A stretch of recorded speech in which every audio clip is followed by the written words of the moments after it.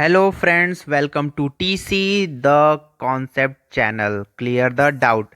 And मैं आप लोगों के लिए एक नया वीडियो लेके आया हूँ। वीडियो स्टार्ट करने से पहले चैनल को लाइक, शेयर एंड सब्सक्राइब करना ना भूलें। Hello friends, welcome to the concept channel clear the doubt, and today we are discuss about the practice papers uploaded by the CBSE 2023 and let's start the video। and video start करने से पहले like, share and subscribe करना ना भूलें। Let's see question number 11। question number 11 में क्या दे रखा है? sin थीटा की वैल्यू 4/5 दे रखी है और इसके हिसाब से हमारे पास ऑप्शंस दे रखे हैं कि हमारा जो है नेक्स्ट वैल्यू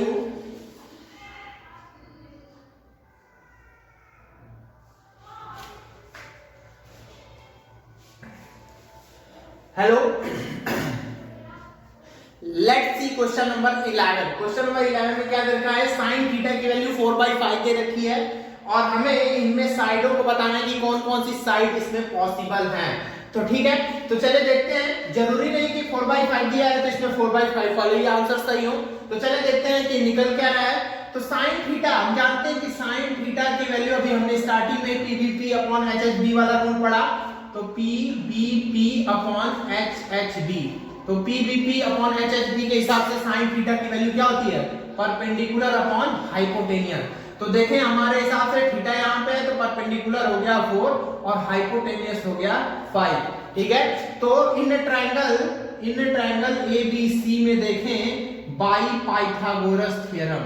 पाइथागोरस थ्योरम क्या होता है भाई? पाइथागोरस थ्योरम होता है हमारे पास हाइपोटेनियस का square is equal to base का स्क्वायर और प्लस परपेंडिकुलर का स्क्वायर। यही तो होता है पाइथागोरस थ्योरम। तो AC का स्क्वायर मतलब हो गया 5 का स्क्वायर, BC निकालना है हमें इस प्लस हमारे पास जो है AB की वैल्यू हमारे पास क्या है? 4 का स्क्वायर हो गया। तो ये हो गया BC का square is equal to 25 minus 16। Then BC का square is equal to 9। so we get BC is equal to 3 centimetre, यानी कि BC की वैल्यू हमारे पास 3 यूनिट आ गई। अब देखें तो इसके हिसाब से हमारे पास है AB is equal to 4 unit, next BC is equal to 3 unit and AC is equal to 5 unit. अब देखिए जरा, हमारे पास AB 4 है, BC 3 है एंड AC 5 है और हम इसमें देख रहे हैं कि हमारा कोई भी आंसर मैच नहीं कर रहा है। तो अगर हम इन सारे डिजिटों में अगर 2 से मल्टीप्लाई करते हैं तो क्या इक्वेशन में कुछ चेंजिंग होने वाली है क्या? बिल्कुल भी नहीं होने वाली है। तो हो गया 4 2 जा 8, BC is equal to 3 2 जा 6 and AC is equal to 5 2 जा 10। हम इसमें से देख रहे हैं 8 6 10, कौन सा ऑप्शन सही है भाई? ऑप्शन नंबर सी बिल्कुल सही है। क्लियर है? Let's see question number 12। Question number 12 में क्या दे रखा है? Marks obtain bye a student, और इसका जो है जो डेटा है उस डेटा में इसने बता रखा है कि जो मैक्सिमम फ्रीक्वेंसी जो क्लास इंटरवल है उसमें कौन से क्लास इंटरवल में है? 70 से 80 तक में है। और इसने बता रखा है कि जो हमारा मैक्सिमम फ्रीक्वेंसी है उसके जस्ट पहले की फ्रीक्वेंसी और उसके जस्ट बाद की फ्रीक्वेंसी ये दोनों आपस में इक्वल है और हमें मॉड निकालना है। तो हम जानते हैं कि मॉड में क्या होता है? जो मैक्सिमम फ्रीक्वेंसी होती है वही मॉडल क्लास भी होता है। ठीक है, तो हम मॉडल क्लास के हिसाब से ही चलते हैं। तो मॉडल क्लास हमारा ये जो ग्रुप है वो मॉडल क्लास का ही ग्रुप है। तो हम यहाँ पे अगर देखो यहाँ पे ये दोनों जो फ्रीक्वेंसीज दी हुई है तो मैक्सिमम फ्रीक्वेंसी को हम लोग x मान लेते हैं। क्लियर है? मैक्सिमम फ्रीक्वेंसी को हम लोग क्या मान लेते हैं? x मान लेते हैं, जो कि fk की वैल्यू है जिसे हम फॉर्मूले में डिनोट करते हैं। ठीक है, और हम जानते हैं कि फ्रीक्वेंसी से पहले fk-1 और फ्रीक्वेंसी के बाद वाले फ्रीक्वेंसी को fk+1 से डिनोट करते हैं और इन दोनों को हम y मान लेते हैं। क्लियर है? इन दोनों को हम क्या मान लेते हैं? y मान लेते हैं। अब हम मॉड निकालते हैं तो हम जानते हैं कि मॉड का फॉर्मूला क्या होता है? मॉड इज इक्वल टू होता है हमारे पास lower limit plus with multiply by fk-1 upon 2fk-1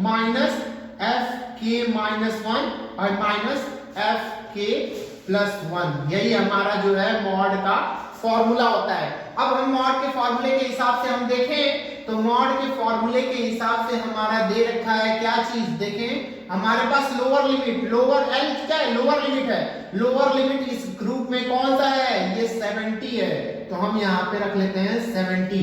H with क्या होगा भाई 80, upper limit minus lower limit ही तो विथ होती है, तो 80 माइनस 70 कितना हो जाएगा, 10 हो जाएगा। अब एफ के फ्रीक्वेंसी हमारी क्या है, एक्स है, जो मैक्सिमम फ्रीक्वेंसी थी वही हमारी है एक्स। इसके बाद एफ के -1 देखें यहाँ पे ये है हमारे पास y, तो माइनस हमने y रख लिया। अब यहाँ पे देखते हैं 2f के यानी कि 2x हो जाएगा ये, और माइनस f के -1 हमारे पास क्या है y है, और f के +1 भी क्या है हमारे पास y है, ठीक है। अब यहाँ पे देखें 70 प्लस ये हो गया 10, और यहाँ पे देखें ये हो गया x - y, और अपॉन यहाँ पे देखें 2x और -2y, तो हम यहाँ पे लिख सकते हैं ये 2x - 2y, क्लियर है। इसके बाद आगे देखें 70 प्लस 10, ये क्या हो गया, देखें ये x - y हो गया, अपॉन यहाँ से 2 कॉमन ले लिए तो ये भी x - y हो जाएगा, क्लियर है। इसके बाद देखो x - y से x - y को काट सकते हैं, और 2 से इसको काट लेंगे 5, यानी कि 70 प्लस 5 इज इक्वल टू क्या मिल गया हम लोगों को, 75 मिल गया। यानी कि इसका जो ऑप्शन है मोड, तो देखें क्या मिल रहा है हम लोगों को, 75 मिल रहा है। तो 75 कौन सा ऑप्शन सही है, ऑप्शन नंबर बी हमारा 75 बिल्कुल सही है, ओके।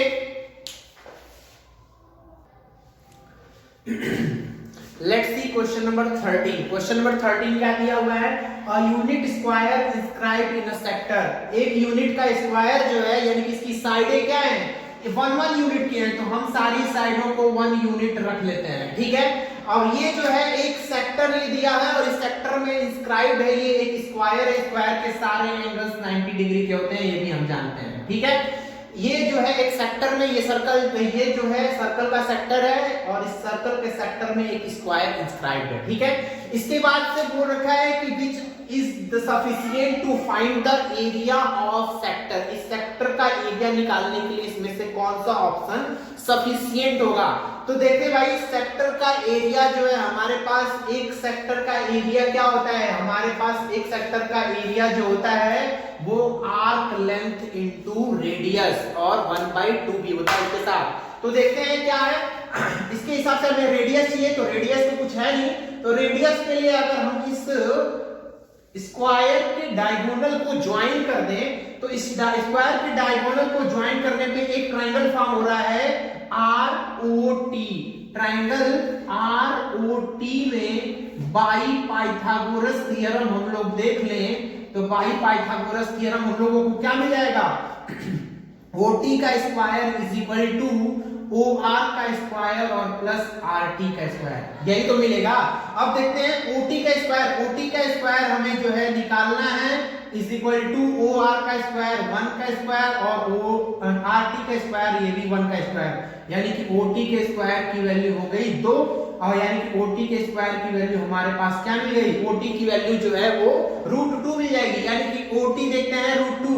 अब देखो जरा भाई, सेंटर से सर्कल के किसी एक पॉइंट तक का जो डिस्टेंस होता है वही तो रेडियस होता है, तो यानी कि इसका जो रेडियस हो गया वो भी कितना हो गया, √2 हो गया। यानी कि अब हमारे पास रेडियस तो मिल गया, अब हमें क्या चाहिए, हमको अगर इसमें आर्क, इस आर्क की लेंथ अगर दी रहती, देखो एरिया ऑफ स्क्वायर तो निकाल सकते हैं, कोई दिक्कत नहीं है, उससे कोई मतलब नहीं है, यहाँ पर रेडियस दे रखा है, यानी कि और रेडियस ऑफ द सेक्टर, इस सेक्टर का जो अगर रेडियस तो देने के लिए क्या है भाई, रेडियस ऑफ द सेक्टर तो ऑलरेडी निकाल चुके हैं हम लोग, तो ये भी ऑप्शन इज है, यानी कि आर्क लेंथ अगर ये P से लेके Q तक अगर आर्क लेंथ दिया रहता, तो एरिया ऑफ सेक्टर हमारा फॉर्मूला क्या होता है, area of sector is equal to 1/2 arc length और इनटू r, यानी कि रेडियस। तो देखो भाई हमारे पास रेडियस भी है 1/2, तो भाई क्या है, कांस्टेंट है, हमारे पास बचा क्या, आर्क लेंथ। अगर ये आर्क लेंथ दिया रहता तो हमारा जो क्वेश्चन है वो पूरी तरह से क्या हो जाता, सॉल्व हो जाता, क्लियर है। तो इसका ऑप्शन नंबर सी जो है वो बिल्कुल सही है।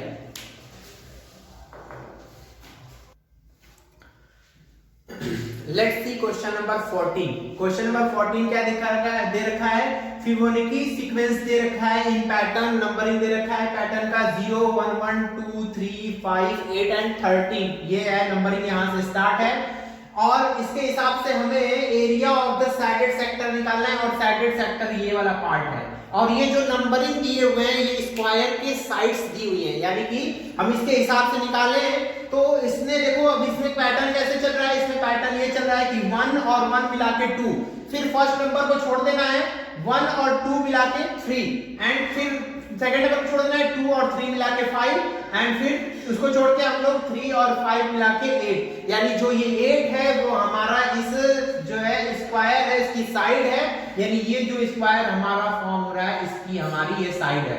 अब साइड है इसका मतलब कि ये एक सेक्टर फॉर्म हो रहा है यहाँ पे भाई, इस सेक्टर का ये यहां से यहां तक साइड बोले या चाहे रेडियस बोले बात तो एक ही है भाई, हमारा इसका रेडियस हो गया क्या चीज 8 हो गया और हम यहाँ पे देख रहे हैं चूंकि स्क्वायर की साइड 90 डिग्री की होती है तो 90 डिग्री का हमारा साइड वाला जो सेक्टर बनता है वो हमेशा एक क्वाड्रेंट होता है और क्वाड्रेंट का एरिया क्या होता है, क्वाड्रेंट का एरिया होता है 1/4 पाई आर स्क्वायर, तो ये एरिया ऑफ सेक्टर भी कहलाता है। तो एरिया ऑफ सेक्टर हम लोग देखें इस साइडेड वाला सेक्टर को तो एरिया ऑफ सेक्टर हम लोग या तो pi r square theta pi r square theta upon 360 रख ले या फिर 1/4 पाई आर स्क्वायर रख ले, ये दोनों ही बातें सेम होती हैं। क्यों सेम होती हैं, क्योंकि हमारा यहाँ पे थीटा क्या है 90 डिग्री है, व्हेन लिख लेते हैं when theta is equal to 90 degree, ये जब 90 डिग्री होता है तब ऐसा होता है।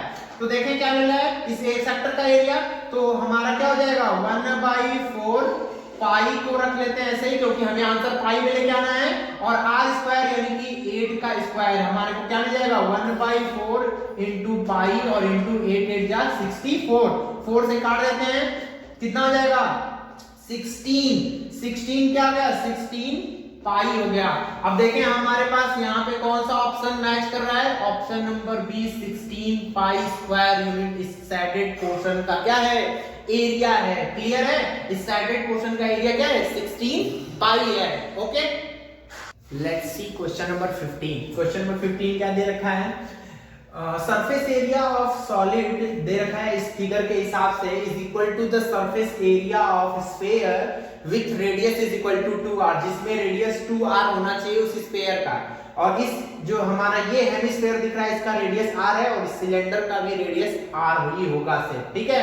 तो इसके हिसाब से क्राइटेरिया दे रखा है और क्राइटेरिया के हिसाब से हमारे को जो है निकालना है कि इसकी जो है हाइट कितनी होगी, यानी इस फिगर का जो है h कितना होगा वही हमें निकालना है, ठीक है। तो देखें सबसे पहले सरफेस एरिया ऑफ सॉलिड में सरफेस एरिया ऑफ सिलेंडर है, यानी कि सरफेस एरिया ऑफ सिलेंडर है ऑफ सिलेंडर और सिलेंडर का भी क्या सिर्फ एक बेस, ठीक है, और प्लस क्या है हमारे पास surface area of hemisphere, surface area of hemisphere है, हेमिस्फीयर है, देखें हेमिस्फीयर है और ये दोनों पार्ट जो है वो किसके इक्वल है सरफेस एरिया ऑफ स्फीयर के इक्वल है। तो चलो हम लोग फॉर्मूला जानते हैं, सरफेस एरिया ऑफ सिलेंडर क्या है हमारे पास, देखें CS से क्या होता है 2 पाई आर एच होता है और प्लस देखें यहाँ पे बेस का क्या हो जाएगा एरिया पाई आर स्क्वायर हो जाएगा और प्लस इस हेमिस्फीयर का देखिए हेमिस्फीयर में बेस नहीं है भाई, तो बेस नहीं है इसका मतलब इसका जो है क्या हो जाएगा surface area 2 pi r square हो जाएगा। क्यों 2 पाई आर स्क्वायर हो जाएगा, क्योंकि एक पूरे स्फीयर का जो होता है सरफेस एरिया वो 4 पाई आर स्क्वायर होता है और 4 पाई आर स्क्वायर को हम 2 से डिवाइड कर देंगे तो क्या मिल जाएगा 2 पाई आर स्क्वायर मिल जाएगा और ये पूरा इक्वल है, किसके इक्वल है भाई surface area of sphere, sphere का क्या होता है जैसा कि मैंने अभी बताया 4 पाई और इस बार जो रेडियस लेना है वो 2r लेना है, 2r का स्क्वायर लेना है क्योंकि रेडियस 2r के इक्वल है इसके, ठीक है। तो देखें क्या मिल रहा है, तो मिल जाएगा 2 पाई आर एच प्लस देखें यहाँ पे 2 पाई आर स्क्वायर और पाई आर स्क्वायर मिलके हो गया 3 पाई आर स्क्वायर और यहाँ पे देखो 4 पाई मिल गया और यहाँ पे ये क्या मिल गया 2 2 4 r का स्क्वायर हो गया। तो देखो 2 पाई आर एच और इज इक्वल टू क्या मिल जाएगा हम लोग को 4 4 जा 16 पाई आर स्क्वायर और -3 पाई आर स्क्वायर, यानी कि मिल जाएगा हम लोगों को x की जो वैल्यू होगी वो 13 pi r square upon 2 pi r मिल जाएगा। ठीक है, तो देखो यहाँ पे क्या मिल जाएगा, तो देखो पाई आर से यहाँ पे पाई आर कट गया, एक ठो आर यहाँ पे बच गया और यहाँ पे 2 से हम डिवाइड करेंगे तो मिल जाएगा 6.5 आर, ये सेंटीमीटर में है। और देखें इस ऑप्शन में ऑप्शन नंबर बी दिया हुआ है 6.5 आर, तो हमारा ऑप्शन नंबर बी बिल्कुल क्या है, सही है। ठीक है, let's see question number 16। Question number 16 क्या दिया हुआ है, cot theta into sec square theta upon cosec theta के एक्सप्रेशन को हम इसमें से कौन से एक्सप्रेशन में चेंज कर सकते हैं। तो लेट्स सी द आंसर। हम लोग क्या कर सकते हैं इसमें, देखो हम लोग cot थीटा को लिख सकते हैं क्या चीज, cos theta upon sin theta. बोलो भाई, cos theta upon sin theta लिख सकते हैं और इनटू ये क्या है sec square theta, sec square theta को क्या लिख सकते हैं 1 बाई cos स्क्वायर थीटा, और ये अपॉन हो गया टोटल cosec थीटा को क्या लिख सकते हैं 1 बाई sin थीटा। क्लियर है, ये हमने क्या कर दिया, cos और sin में सारी वैल्यूज को चेंज कर दिया। अब देखो क्या मिल जाएगा हम लोगों को, देखो यहाँ पे cos थीटा से एक cos थीटा यहाँ पे कट गया, एक cos थीटा बचा है, तो 1 by sin theta into cos theta यहाँ पे बच गया। अब देखो ये डिवाइड है, तो डिवाइड को जब हम चेंज करेंगे तो ये हो जाएगा sin थीटा अपॉन 1 हो जाएगा। बोलो भाई, चेंज करेंगे तो हो जाएगा ये। अब देखो ये sin थीटा से sin थीटा यहाँ पे फिर से कट गया, तो मिल जाएगा हम लोगों को 1 बाई cos थीटा, और 1 बाई cos थीटा की वैल्यू क्या होती है, sec थीटा होती है। तो देखें हमारे ऑप्शन नंबर कौन सा मिल रहा है, ऑप्शन नंबर ए हमारा बिल्कुल सही है कि ये जो एक्सप्रेशन है इसका हम लोग चेंज कर सकते हैं किसमें, sec थीटा में। Okay, let's see question number 17। Question number 17 दे रखा है, एक हमारे पास डेटा है और इस डेटा में जो नंबर ऑफ द प्लांट्स दिए हुए हैं वो वेरिएबल में दिए हुए हैं कुछ, और इस पूरे डेटा का जो मीडियन है वो है हमारे पास 55, और 55 है तो इसके हिसाब से हमें x की वैल्यू फाइंड आउट करनी है जो इन टर्म में x में दिख रही है। ठीक है, तो हम मीडियन निकालने के लिए सबसे पहले हम ये जानते हैं कि कम्युलेटिव फ्रीक्वेंसी भी निकाला जाता है। तो कम्युलेटिव फ्रीक्वेंसी हम लोग निकालते हैं CF, जिसे हम CF से डिनोट करते हैं। तो कम्युलेटिव फ्रीक्वेंसी में हम सबसे पहले इसको निकाल लेते हैं, ये हो गया 2x, इस डिजिट को देखें तो 2x प्लस 4, इसको देखें तो 4 और 2 हो गया 6x प्लस 4, और इसमें देखें तो 6x प्लस 8 एंड 4 12, एंड ये हो गया 6x प्लस 16। ये हमारी हो गई टोटल कम्युलेटिव फ्रीक्वेंसी। ठीक है, अब हम देखें तो कम्युलेटिव फ्रीक्वेंसी के हिसाब से अब हम यूज करते हैं, हमारा मीडियन 55 दिया है, तो इस पूरे टर्म में जो मीडियन क्लास होगा वो ये वाला क्लास इंटरवल का ही होगा, ये हो गई इसकी फ्रीक्वेंसी। ठीक है, ये रहा कम्युलेटिव फ्रीक्वेंसी इसका। ठीक है, और कम्युलेटिव फ्रीक्वेंसी के हिसाब से हम अगर फॉर्मूला देखें तो मीडियन इज इक्वल टू क्या होता है, मीडियन इज इक्वल टू हमारा जो है क्या लेके चलते हैं, मीडियन इज इक्वल टू हम L प्लस H और इनटू क्या हो जाएगा भाई हमारा n/2 माइनस CF और अपॉन F। ये हमारा जो है कम्युलेटिव फ्रीक्वेंसी का क्या होता है, फॉर्मूला होता है। अब इस फॉर्मूले के हिसाब से हम लेके चलते हैं और देखते हैं कि हमको क्या क्या वैल्यूज मिल सकती हैं। मीडियन 55 दे रखा है, रख लेते हैं।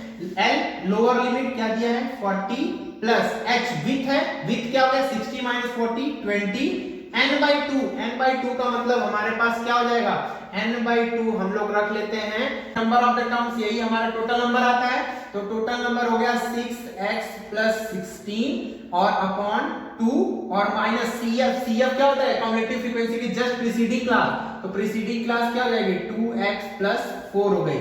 अब 2x प्लस 4 अपॉन फ्रीक्वेंसी इस पूरे टर्म्स की फ्रीक्वेंसी कितनी है, पूरे टर्म्स की फ्रीक्वेंसी है 4x। क्लियर है, ये जो है हमारा क्या हो गया टोटल नंबर ऑफ द हमारे फ्रीक्वेंसी के जितने भी टोटल नंबर्स हैं वो हमने फाइंड आउट कर लिया। अब हम निकालते हैं 40 को इधर भेजेंगे, 55 माइनस 40 कितना हो जाएगा भाई 15 हो जाएगा, इज इक्वल टू ये हो गया 20।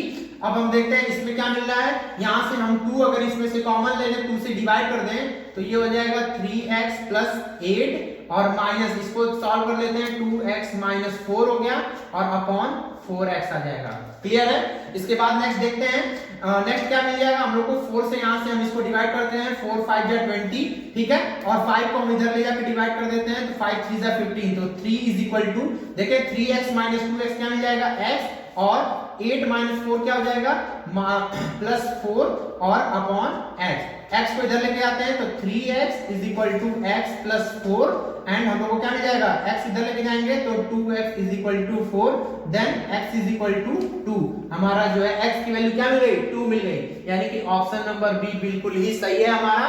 ऑप्शन नंबर 2 हमारा जो है 2 आंसर है, यही हमारा सही है। Okay, let's see question number 18। Question number 18 ये दे रखा है कि ये बाउल कंटेन मार्बल्स, एक बाउल में मार्बल्स रखे हुए हैं, 3 रेड कलर के मार्बल्स हैं और 2 जो है ब्लू कलर के मार्बल्स हैं, और हमारे को पूछ रहा है कि एक रेड मार्बल जो है निकाला गया रैंडमली, तो बोल रखा है कि जो हमारा फर्स्ट क्राइटेरिया होगा मार्बल को चूज करने का, तो ऐसा हमारी प्रोबेबिलिटी के लिए क्या पॉसिबल है कि उसकी अगली बार जो प्रोबेबिलिटी चुनी जाए वो पहले वाले से क्या हो ज्यादा हो। तो देखते हैं, हम लोग तीनों क्राइटेरिया को बारी बारी से चेक करेंगे और समझ में आएगा। तो देखें 3 रेड बॉल्स हैं और 2 ब्लू बॉल्स हैं, तो टोटल हमारा आउटकम्स कितना हो जाएगा 5 हो जाएगा। ये हमारे पास टोटल आउटकम हो गया, ठीक है। तो टोटल आउटकम में हम लोग पहले क्राइटेरिया नॉर्मल निकाल लेते हैं। नॉर्मली हमारा केस 1 क्या हो जाएगा, हमारे पास नॉर्मली हो जाएगा कि एक रेड बॉल निकालनी है, तो रेड बॉल की प्रोबेबिलिटी ऑफ रेड बॉल क्या हो जाएगा, प्रोबेबिलिटी ऑफ रेड बॉल जो है वो हो जाएगा 3/5, यानी कि हम इसको देखें तो 0.6 आ रहा है, ठीक है। ये जो केस है वो नॉर्मल केस है, ये जो है वो केस क्या है, ये नॉर्मल केस है। नॉर्मल केस में हमारा एक्चुअल जो आंसर है वो हमारा क्या हो जाएगा 0.6 हो गया। अब हम आते हैं इसमें जो क्राइटेरिया रखा है उस क्राइटेरिया के हिसाब से अपने आंसर्स चेक करते हैं। एडिंग अ रेड मार्बल, अगर हम इसमें एक रेड मार्बल ऐड करते हैं तो टोटल हमारा प्रोबेबिलिटी ऑफ रेड क्या निकलेगा, देखो जरा, अगर हम रेड बॉल एक ऐड कर दें तो ये हो गया 4, और देखो 4 ये हो गया और 2 ये हो गया, तो टोटल आउटकम कितने हो गए 6 हो गए। तो अब इसके हिसाब से हम इसे सॉल्व करें तो 0.66 हमारे पास दूसरी केस आएगी, ठीक है। इसके बाद तीसरी केस में हम आगे चलते हैं। ये सेकंड वाला क्या दे रखा है, रिमूविंग ऑफ ब्लू मार्बल से हम अगर देखें तो ब्लू मार्बल एक हटा दें तो यहाँ पे 1 मार्बल हो गया, तो प्रोबेबिलिटी ऑफ रेड तब क्या बन जाएगा, प्रोबेबिलिटी ऑफ रेड बन गया। अब देखो 3 पहले से है और एक इसमें से रिमूव कर चुके हैं तो 1 हो गया, 3 और 1 4, तो 4 को हम लोग देखें तो कितना हो जाएगा 0.75, ठीक है, 0 पॉइंट क्या मिल जाएगा 75 मिल गया। इसके बाद नेक्स्ट क्राइटेरिया है एडिंग 1 रेड एंड 1 ब्लू, तो प्रोबेबिलिटी ऑफ रेड उस केस में क्या हो जाएगा, एक रेड ऐड कर दिए तो ये हो गया 4, और ये भी हमने एक इसमें ब्लू ऐड कर दिए तो 3, 4 और 3 कितना हो गया 7, और 4 और 3 के 7 के हिसाब से 0 पॉइंट कितना हो गया 6 से, अगर 7 से काटें तो कितना हो जाएगा 7 5 जा 35, 5 पॉइंट समथिंग हमारा कुछ आएगा। तो देखें हम किस, इसमें हमारे पास 3 केसेस दिए हैं, ये जो हमारे पास नॉर्मल केस है, तो कितने ऐसे क्राइटेरिया हैं जिसमें हमारा पहले से प्रोबेबिलिटी ज्यादा आ रही है, फर्स्ट एंड सेकेंड, तो हमारा जो आंसर नंबर बी होगा वो बिल्कुल क्या होगा सही होगा।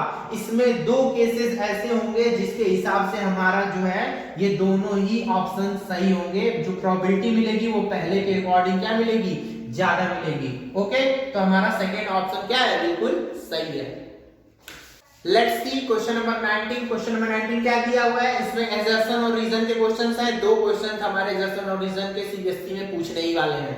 तो क्वेश्चन नंबर जो है 19 का ए हमारा दिया, एजर्शन दे रखा है, क्या दिया है 2 इज अ प्राइम नंबर, 2 एक प्राइम नंबर दे रखा है, और रीजन में दे रखा है कि a square of irrational number is always a prime number. तो देखें पहला क्वेश्चन के हिसाब से देखें, एजर्शन हमारा जो है 2 एक प्राइम नंबर है, तो डेफिनेटली 2 एक इवन सबसे शॉर्टेस्ट प्राइम नंबर है, तो एजर्शन हमारा क्या है बिल्कुल सही है। अब हम आगे चलते हैं, the square of irrational number is always a prime number. भाई ऐसा जरूरी तो नहीं है कि एक प्राइम नंबर, एक जो इरेशनल नंबर है इसका स्क्वायर कर दिया जाए तो वो प्राइम नंबर ही मिलेगा। जैसे कोई एक एग्जांपल इरेशनल नंबर का ले लेते हैं, तो 2 रूट अगर 5 हम देखें तो 2 रूट 5 का अगर हम स्क्वायर करें तो कितना हो जाएगा 2 2 जा 4 और 4 5 जा 20 एक क्या है हमारा, एक जो है कंपोजिट नंबर है, ये एक इवन नंबर है, ये प्राइम नंबर बिल्कुल भी नहीं है। तो इसके हिसाब से ऑप्शन नंबर ए यानी असर्शन हमारा ट्रू है और बाकी हमारा रीजन जो है वो फॉल्स है। ठीक है, तो ऑप्शन जो भी हमारे पास है उस क्राइटेरिया के हिसाब से आप लोग चुन लेंगे कि असर्शन ट्रू है और रीजन जो है उसका फॉल्स है। Let's see question number 20। Question number 20 भी assertion रीजन का क्वेश्चन है। इसमें देखें assertion क्या दिया हुआ है, the origin is only mid and only point equidistant from 2 and 3 and minus 2 and 3। ठीक है, और दूसरा रीजन इसका दे रखा है the origin is midpoint of the line joining 2 and 3 and minus 2 and 3। इसके हिसाब से हम देखें तो जैसा कि हम लोग अगर हम पॉइंट को डिनोट कर लें तो A कर दें और दूसरा पॉइंट B कर दें तो 2 और 3 हो गया हमारे पास, ये -2 एंड -3 हो गया। अब देखें हमारे पास, अब देखो इसमें बोला इक्विडिस्टेंस, इक्विडिस्टेंस पे अगर हम कोई पॉइंट C ले लें तो AC हमारे पास क्या होना चाहिए, BC होना चाहिए, और C वाले हमारे पॉइंट्स दिए हुए ही नहीं है तो हम यहाँ से AC और BC निकालेंगे कैसे।